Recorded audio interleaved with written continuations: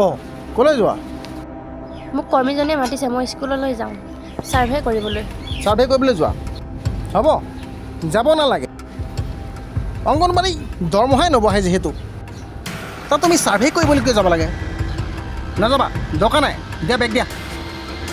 যোৱা দৰমহাই নবঢ়াই এইকেইটা দৰমহাত কাম কৰে নেকি মানুহে আৰু এইকেইটা দৰমহাত তুমি এতিয়া ছাৰ্ভে কৰিব যাব ওলাইছা নালাগে যাব একো দৰকাৰ নাই মোক কৰ্মীজনীয়ে বহুত ফোন কৰি আছে বহুত মাতি আছে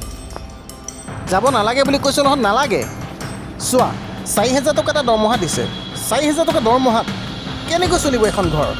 আৰু কিমান কষ্ট চোৱাচোন তোমালোকে ৰাতিপুৱা তোমালোকে ডিউটি যোৱা ঠিক আছে মানিছোঁ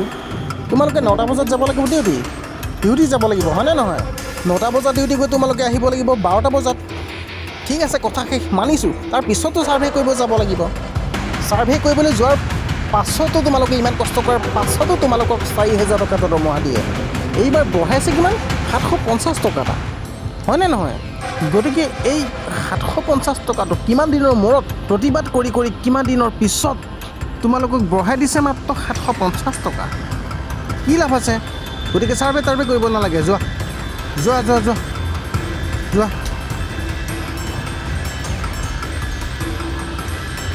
আৰু শুনাচোন অঁ কওক তুমি চোৱা তুমি মোৰ কথাষাৰ বেয়া নাপাবা গম পাইছা নাই তুমি কৰ্মীগৰাকীক কৈ দিবা যে দৰমহা যেতিয়া বঢ়াব তেতিয়াহে তোমালোকে ছাৰ্ভেত যাবা ঠিক আছে মই বেয়া পোৱা নাই তোমালোকে ছাৰ্ভেত যোৱা কিন্তু মামাই হিমন্ত বিশ্ব শৰ্মা ছাৰে তুমি গম পাইছা নাই কথাটো হিমন্ত বিশ্ব শৰ্মা ছাৰে এতিয়ালৈকে দৰমহা বঢ়োৱাই নাই যদি দৰমহা নবঢ়ায় তেতিয়ালৈকে তোমালোকে কাম কিয় কৰিবা দৰমহা যেতিয়া বঢ়াব তেতিয়াহে তোমালোকে কাম কৰিবা গম পাইছা নাই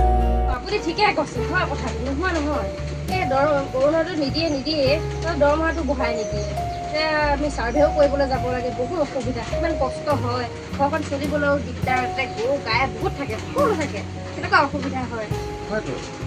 বহুত অসুবিধা গতিকে তোমালোকে জানাই হয় নহয় দৰমহাটো কিমান